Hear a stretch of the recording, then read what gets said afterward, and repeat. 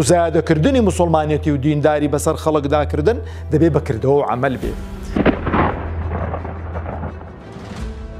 کوردستان ئارام بوو بە هاتنەوەی ئەوان ئارامیەکە نەما. دوژمنایەتیان دروست کرد لە نێوان خەڵکیدا و شار و لادیەکانیان کردنە دوژمنی یەکتر. ئەوجا موچەخۆرانمان کێشەیان نەبوو، کێشیان بۆ موچەخۆرانمان دروست کرد. پاشەکەوتیان هێنا کایەوە، ئەوجا موچەی خەڵکیان بڕی، ئەو وڵاتیان وێران کردووە. بسم الله الرحمن الرحیم. هەڵوەستەیەک لەسەر بانگەشەی لایەنە سیاسیەکان کە بە ضروری دەزانم. طبعاً زۆربەی لایەنە سیاسیەکان گوێم لێ ڕاگرتوون و هەستم لێ ڕاگرتوون لە بانگەشیان بە تایبەتی لە سەرکردەکانیان. خۆی هەر لایەنێکی سیاسی حەق وایە کە بانگەشە دەکاتن بۆ خەڵک و جەماوەر باسی بەرهەمی ڕابردووی خۆی بکات، بەرهەمی ڕابردووی خۆی بکە کە لە ڕابردوو چی کردووە، چونکە داهاتوو معلوم نییە. داهاتوو زیاتر وەکو پرۆژە پێشکەش دەکرێت کە باسی ڕابردووی خۆت دەکەی، ڕابردوو گەوایی دەر و شاهێدی دەرە بۆ داهاتوت.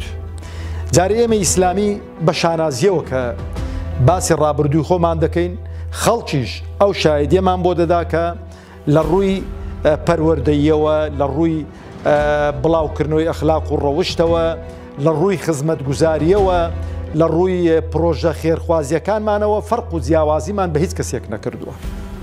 فەرق و جیاوازیمان بە هیچ کەسێک نەکردووە. ڕەچاوی ئەوەمان نەکردووە ئەوانەی کە پەروەردەیان دەکەین، ئەوانەی کە خێر و سەدەقەیان لەگەڵ دەکەین، ئەوانەی کە خانوویان بۆ دروست دەکەین، ئەوانەی کە یەتیمانەیان بۆ دەبڕینەوە لەسەرماندانە ناون کە بەس دەبێت خەڵکی ئیسلامی بێت. غەیری ئیسلامیە توانم بڵێم زۆرتر سوودمەند بوون لە پرۆژە و لە بەرنامەی ئەحزابی ئیسلامی لە ئیسلامیەکانی خودی خۆماندا. برادرانی عەلمانی کاتێک کە بانگەشە دەکەن حەقی وایە باسی ڕابردووی خۆیان بکەن، باسی ڕابردووی خۆیان بکەن کە کوردستان ئارام بوو بە هاتنەوەی ئەوان ئارامیەکە نەما. دوژمنایەتیان دروست کرد لە نێوان خەڵکیدا و شار و لادیەکانیان کردنە دوژمنی یەکتر. ئەوجا موچەخۆرانمان کێشەیان نەبوو، کێشیان بۆ موچەخۆرانمان دروست کرد.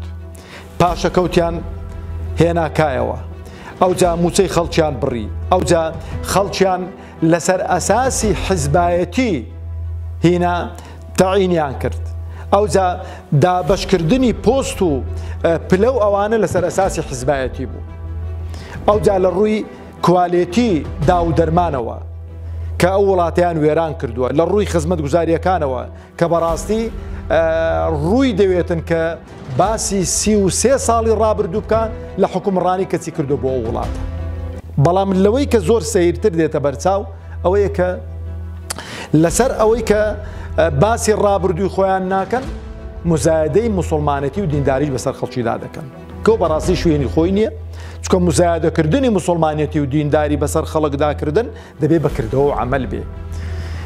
هەر دەوڵەتێکی مسلمان بێ، دەوڵەتێکی ئیسلامی بێ و قیادەکەی قیادەیەکی مسلمان بێ، دەبێت خەڵک شایەتی بۆ بدە، دەبێت لە نوێژی جەماعەتدا ببیندرێ، دەبێت لە ئەو شوێنانەی کە عیبادەت و خواپەرستی تێدا دەکرێت دەبێت ببیندرێ، دەبێت لەگەڵ خەڵک و جەماوەر تێکەڵاو بی، دەبێت لە حەج و عومرە ببیندرێ، دەبێت لەو شوێنانەی کە شوێنی عیبادەت و خواپەرستین وجودت هەبێتن.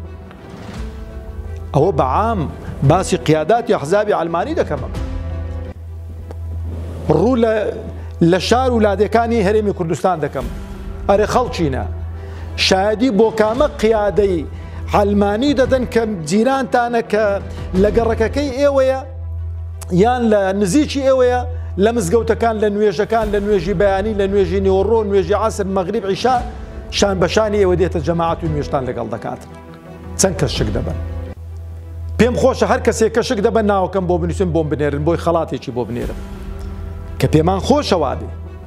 پێمان خۆشە کە ئەهلی مزگەوت بن، ئەهلی تاعەت بن، ئەهلی عیبادەت بن.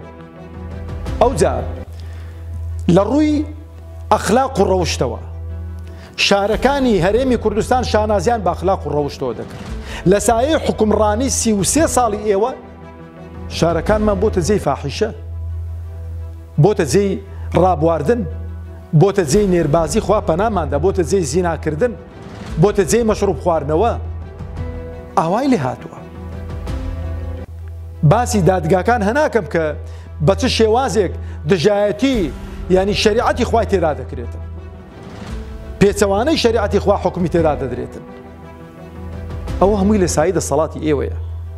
خوازیارم چاوێک بە خۆتان دابخشێنەوە و لە بابەتی هەڵبژاردن و لە بابەتی ڕیکلام و ئەوانە باسی ڕابردووی خۆتان بکەن، ئەو جا باسی پرۆژە و داهاتووی خۆشتان بکەن، ئەو جا با خەڵک حەکەم بێ، بزانین داخوا چێ مزایدە بەسەر چێدا دەکەین و پەرێزی ئیسلامیەکان دیارە و پەرێزی ئەلمانیەکانیش دیارە. خوای گەورەش یار و یاوەرمان بێت و عاقبەتیشمان خێرکە. وەسەلام عەلەیکم.